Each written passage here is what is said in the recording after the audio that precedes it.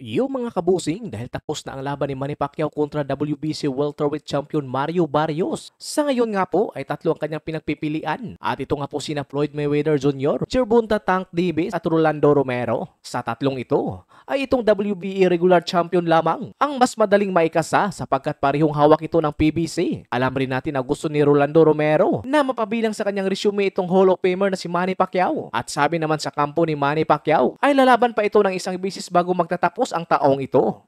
Pero alam naman natin na gusto rin naman ni Pacquiao ng rematch kay Mario Barrios at siya nga po ang nagsasabi nito. Pero para kay MP President Sean Gibbons ay gusto nitong iba na lang ang harapin ni Manny Pacquiao. Sa ibang banda naman, dating trainer ni Gennady Golovkin na si Abel Sanchez ay sinabi nitong kayang talunin ni Manny Pacquiao itong si Rolando Romero. Kung matutuloy at umusad ang negosasyon ng dalawang kampo, mataas ang tiwala nitong si Sanchez kayang ma-outbox ni Manny Pacquiao itong si Romero dahil sa experience ni Manny at mananalo daw ito via decision. Samantala naman, huwag po nating kalimutan ang laban sa isa nating pambato na si Michael Dasmariñas kung saan mapapalaban ito sa darating na July 25 kontra Elijah Pearce. Ang tumalo kay Mike Plania at Arthur Villanueva via knockout. Maglalaban itong dalawa para sa WBO International Featherweight title. Sa labang ito ay tuluyan ang umakyat sa featherweight itong si Elijah Pearce kung saan rank 6 ito sa WBO at rank 4 naman sa WBA. Kaya isa itong malaking hamon para sa ating pambato na si Dasmariñas.